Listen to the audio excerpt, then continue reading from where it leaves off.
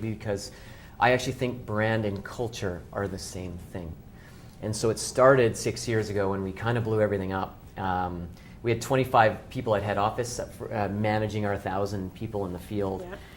And we fired 10 of those people in one day because they were the wrong people. Yeah, okay. And I had walked in one day and realized that, both Ken and I realized we didn't want to be there. We didn't have the right team, didn't have the right company.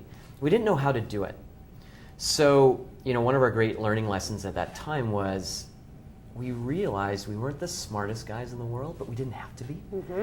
All we had to do was figure out who has done what we need to learn to a world-class level, learn from them, and execute on it. Everything's already been done. We call it R&D, rip off and duplicate, right? And so we realized, we started to study the greatest, most enduring brands in the world. We looked at Starbucks, we looked at Disney, we looked at Southwest Airlines, a number of other companies, and we really did an in-depth study of those organizations. And we found they all shared these raving fan cultures. So they had all of these people inside of their cultures that made their brand come alive and made their companies enduringly great when it really came down to it. And when we scratched below the surface of why they had these raving fan cultures, what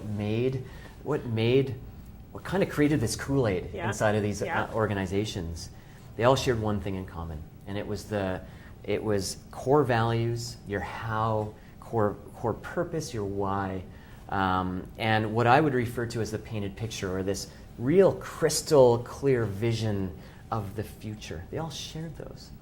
So when we started to build Nurse Next Door from the ground up, we started building from that foundation. We didn't even think of brand at the time. Mm-hmm. We just knew we had to have that foundation as the fabric, the DNA of our company, the DNA of our people, the DNA of our culture. Mm-hmm. And so over time, as we really started to perfect that and we started winning all of the top employer awards and the top culture awards, we realized that is our brand.